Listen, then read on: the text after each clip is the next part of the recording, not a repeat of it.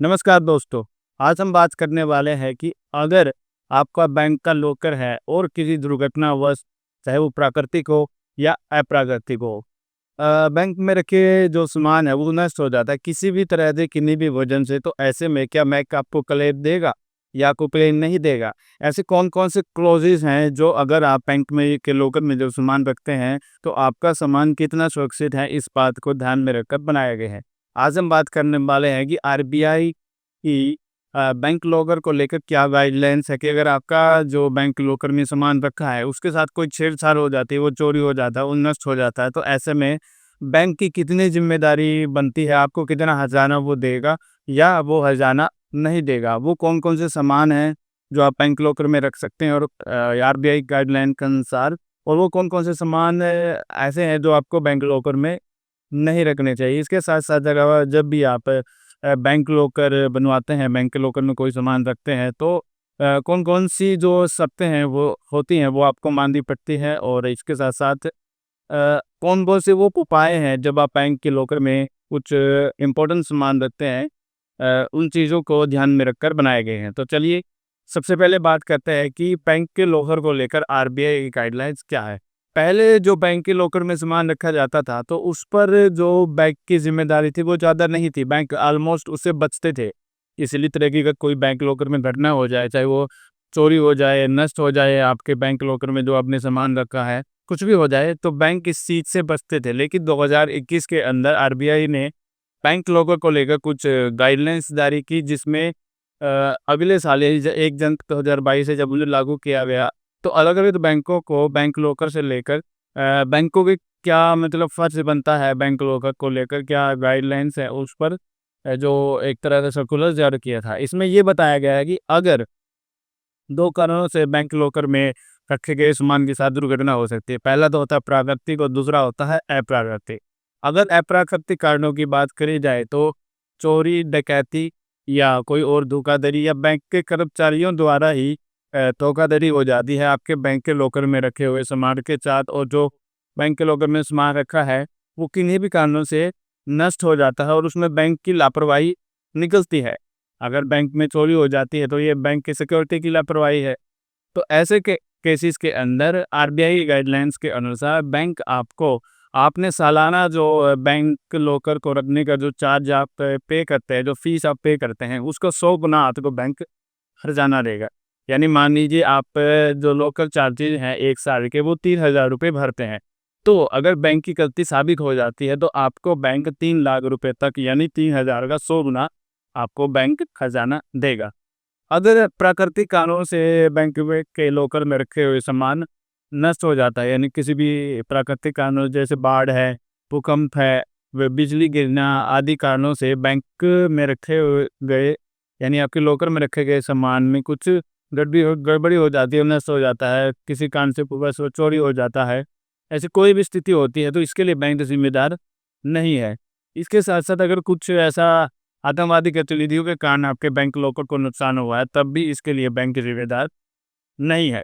तो अब हम बात कर लेते हैं कि वो कौन-कौन से सामान हैं आरबीआई की गाइडलाइंस के अनुसार, जिन्हें आप अपने बैंक लॉकर में रख सकते हैं और जिन्हें आप अपने बैंक लॉकर में नहीं रख सकते। तो आरबीआई की गाइडलाइंस के अनुसार हर तरह का सामान आप बैंक लॉकर में नहीं रख सकते। तो सबसे पहले बात करते हैं उन सामानों की जिन्हें आप बैंक लॉकर में रख सकते हैं। आप जो ज्वेलरी है, यानी जो गहने हैं, आभूषण है, उन्हें बैंक लॉकर में रख सकते हैं।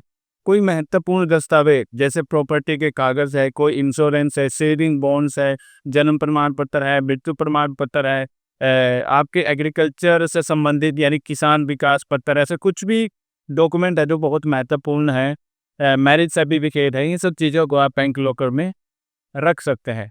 इसके साथ-साथ वो कौन-सी चीज़ें हैं जिन्हें आप बैंक लॉकर में नहीं रख सकते? तो सबसे पहले तो जो कैश या नकद होता है, उसे आप बैंक लॉकर में नहीं रख सकते। आरबीआई की गाइडलाइंस इसके सख्त खिलाफ है कि आपके बैंक के लॉकर में किन्हीं भी वजह से कैश या कुछ नकदी रखें। इसके साथ-साथ आप किसी भी तरह का विस्फोटक सामान बैंक के लॉकर में नहीं रख सकते। आप किसी भी तरह के नशीले पदार्थ बैंक के लॉकर में नहीं रख सकते। रेडियो एक्टिव मटेरियल है, तो वो भी बैंक के लॉकर में नहीं रख सकते। यानी ऐसी कोई भी चीज़ जो लॉन्ग टर्म में या शॉर्ट टर्म में खराब हो सकती है, उसमें ड्राई फ्रूट से लेकर फल सब्जियाँ तक होती है, आप ये सब बैंक के लॉकर में नहीं रख सकते। और वो कोई भी सामान या वस्तु जो कानूनी तौर पर अपराध हो, आप उन्हें बैंक के लॉकर में नहीं रख सकते। तो अब चलिए बात करते हैं कि अगर बैंक के लॉकर में किन्हीं वजह से आपका सामान नष्ट हो जाता है, या चाहे वो प्राकृतिक कारण हो या अप्राकृतिक कारण हो, या जो बैंक का लॉकर है, जो बैंक लॉकर धारक है, उसकी मृत्यु हो जाती है, तो ऐसे केसेस में क्या करना चाहिए? तो मान लीजिए कि जो कोई बैंक में जो लॉकर है उसका धारक है, यानी जिसका लॉकर था, उसकी मृत्यु हो जाती है किन्हीं भी कारणों से, प्राकृतिक और अप्राकृतिक। तो ऐसे में आपको क्या करना है? तो सबसे पहले सबसे इम्पोर्टेंट बात ये है कि आपको एक नॉमिनी रखना है अपने लॉकर के लिए। जैसे आप बैंक अकाउंट में अपना एक नॉमिनी रखते हैं, आपने बैंक लॉकर के लिए भी एक नॉमिनी रखी। नॉमिनी आपके बिहाफ पर, यानी आपकी किसी भी, जब भी कोई व्यक्ति किसी की मृत्यु हो जाती है तो उसके बिहाफ पर वो नॉमिनी क्या करेगा, उस लॉकर को खोल सकता है, उससे सामान निकलवा सकता है, और उस अपने आप को साबित करने के लिए वो जिस व्यक्ति का वो लॉकर था उसका मृत्यु प्रमाण पत्र और खुद का आइडेंटिटी कार्ड बैंक को सबमिट करवाएगा, यानी उसका प्रूफ देगा, और तभी वो बैंक लॉकर को एक्सेस कर सकता है। अगर हम बात करें कि क्या बैंक आपके लॉकर के अंदर जो सामान रखा है उसको दे सकता है, तो नहीं, इसका जवाब है नहीं। बैंक आपके लॉकर में क्या सामान रखा है, उसकी कितनी वैल्यू है, इसको नहीं दे सकता। जब भी बैंक एम्प्लॉइज़ या बैंक कर्मचारी आप लॉकर खोलते हैं, तो बस वो एक गवाह के तौर पर वहाँ मौजूद होता है। आप वहाँ पर यहीं अपने लॉकर में क्या सामान रख रहे हैं, कितना सामान है, वो उस चीज़ को नहीं देख सकते। यानी बैंक एक्सेस नहीं कर पाता कि आपने अपने लॉकर में कितना महत्वपूर्ण या कितना मतलब ज़रूरी सामान रखा है। तो अगर मृत्यु हो जाती है तो नॉमिनी बनाना चाहिए। अगर आपने नॉमिनी बनाया है तो नॉमिनी को फिर वो कर सकता है कि आपका जन्म प्रमाण पत्र, या मतलब जिस व्यक्ति का लॉकर था उसका मृत्यु प्रमाण पत्र और अपना आइडेंटिटी कार्ड बैंक को दिखाकर लॉकर पर एक्सेस कर सकता है, और उस लॉकर को चाहे तो वो कंटिन्यू रखे आके, या उस पे से सारा सामान निकाल के वो लॉकर को बंद भी करवा सकता है। लेकिन अगर मान लीजिए आपने नॉमिनी नहीं बनाया है, और ना ही आपका कोई जॉइंट अकाउंट था, यानी जॉइंट लॉकर अकाउंट था, तो अगर आपने नॉमिनी नहीं बनाया है तो आपका जो, या मतलब जिस भी व्यक्ति की के किन्हीं भी कारणों से मृत्यु हो गई है और उसका लॉकर भी कुछ सामान रखा है या नहीं रखा है, तो इसके लिए बैंक क्या करता है, उसने कोई नॉमिनी नहीं बनाया था, तो ऐसे में जो उस व्यक्ति का उत्तराधिकारी होता है कानूनी तौर पर, उसकी वसीयत में या कोई और डॉक्यूमेंट में इस बात को प्रूव कर देता है कि वो उसका उत्तराधिकारी है, तो ऐसे व्यक्ति को बैंक लॉकर सौंप देता है, और ताकि जो उसका उत्तराधिकारी है, जो परिवार के सदस्य हैं, उसको वो आसानी से बैंक के लॉकर में रखे हुए सामान को एक्सेस कर पाएँ।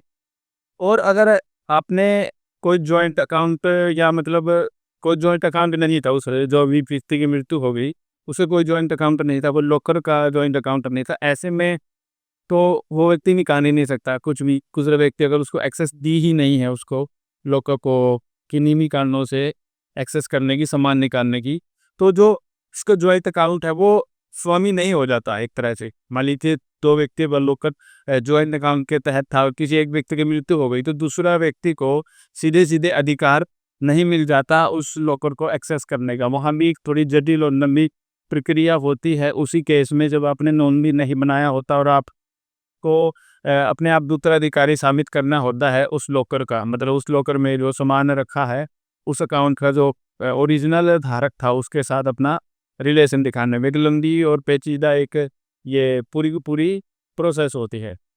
तो ये था कि आप बैंक लॉकर में रखे हुए सामान की जो ज़िम्मेदारी है, प्राकृतिक कारणों से, अप्राकृतिक कारणों से अगर नष्ट हो जाता है, तो बैंक आपको कितना हर्जाना देगा और कितना हर्जाना नहीं देगा, और बैंक में आप कौन-कौन सा सामान रख सकते हैं, नहीं रख सकते आरबीआई की गाइडलाइंस के अनुसार।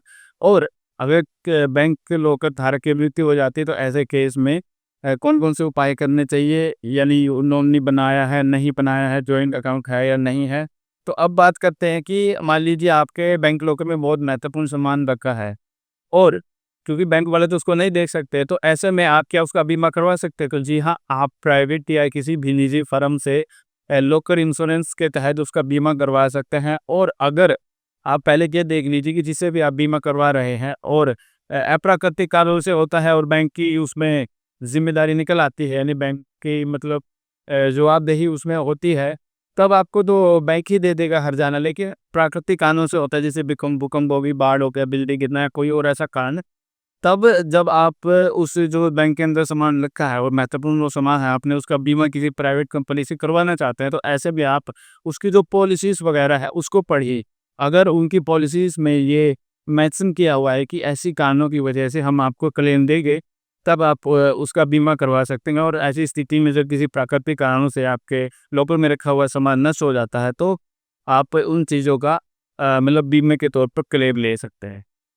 और इसके साथ-साथ से आखिर में मैं आपको बताना चाहूँगा कि वो कौन-कौन से उपाय हैं, या वो कौन-कौन सी चीज़ें हैं, वो कौन से टिप्स हैं, पॉइंट हैं, जिन्हें आपको बैंक लॉकर के केस में ध्यान रखना चाहिए। तो सबसे पहली बात ये है कि आपको एक नॉमिनी बनाना चाहिए।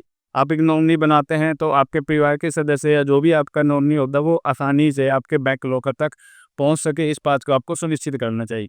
आपको एक बीमा करवाना चाहिए, यानी आपके लॉकर में अगर महत्वपूर्ण सामान रखा है, तो आप अपने सामान किसी निजी कंपनी से, प्राइवेट कंपनी से बीमा करवा सकते हैं और बाद में उस मतलब सामान के लिए आप क्लेम के लिए भी अप्लाई कर सकते हैं और क्लेम का फॉर्म भर के उसके लिए क्लेम ले सकते हैं। इसके साथ-साथ बैंक लोग जब भी मतलब आप खुलवाते हैं, तो वहाँ पर एक एग्रीमेंट होता है, लोकल एग्रीमेंट जिसको बोलते हैं। वहाँ पर सारी बातें बिल्कुल स्पष्ट-स्पष्ट लिखी होती है, तो आपको उसको बहुत ध्यान से पढ़ना होता है। उसमें लिखा होता है कि अगर किसी भी कारणों से आपके बैंक लॉकर में रखा हुआ सामान नष्ट हो जाता है, चोरी हो जाता है, कुछ भी हो जाता है, तो ऐसे में बैंक की क्या ज़िम्मेदारियाँ हैं और बैंक किन बातों के लिए ज़िम्मेदार नहीं होगा। तो इसलिए ये बहुत महत्वपूर्ण एक पॉइंट है कि आप जब भी बैंक लॉकर खुलवाएँ, तो जो लोकर एग्रीमेंट होता है, उसको बहुत ध्यान से पढ़ें। अगर बैंक की उसमें वो निकल आती है, कमी निकल आती है और बैंक उसके लिए ज़िम्मेदार है, तो जो भी आप वार्षिक तौर पर वो भरते हैं लोकर का चार्ज, उसका 100% आपको देता है। अदरवाइज़ बैंक की बहुत से केसों में कोई ज़िम्मेदारी नहीं होती। तो ये थी सारी बातें, जब भी आप बैंक लॉकर खुलवाते हैं तो आपको ध्यान में रखनी होती है। और अगर आपके बैंक लॉकर में रखा हुआ सामान नष्ट हो जाता है, तो आप किन-किन बातों को और किन-किन प्रक्रियाओं का पालन करके अपने बैंक लॉकर में रखे हुए सामान का क्लेम वगैरह ले सकते हैं। तो इस पूरी वीडियो से ये बात निकल कर आते हैं कि वास्तव में हम कहीं भी चीज़ों को रख लें, जो ऑब्जेक्ट वाली चीज़ होती है, यानी जो मटेरियलिस्टिक चीज़ होती है, वो कहीं भी सुरक्षित नहीं होती। तो ऐसे में आपको हमेशा ऐसी चीज़ें या बैंक लॉकर हो या कहीं भी रखें, तो आपको उन चीज़ों का ध्यान रखना चाहिए। समय-समय पर अपने बैंक लॉकर को खोल कर देखते हैं कि जो सामान आपने उसमें रखा है, वो सही है या नहीं, यानी अच्छी प्रकार से अपनी जगह पर है, यानी ओरिजिनल है या नहीं। और ज़्यादा जानकारी के लिए आप अपने फाइनेंशियल एडवाइज़र से इसके बारे में और बात कर सकते हैं, अगर कुछ महत्वपूर्ण सामान आपको रखना होता है। तो यही थी आज की वीडियो। अगर आपको पसंद आई हो तो इसे लाइक कीजिए, चैनल पर नए हैं तो सब्सक्राइब कर सकते हैं। तो मिलते हैं ऐसी किसी इंटरेस्टिंग वीडियो में, तब तक के लिए धन्यवाद।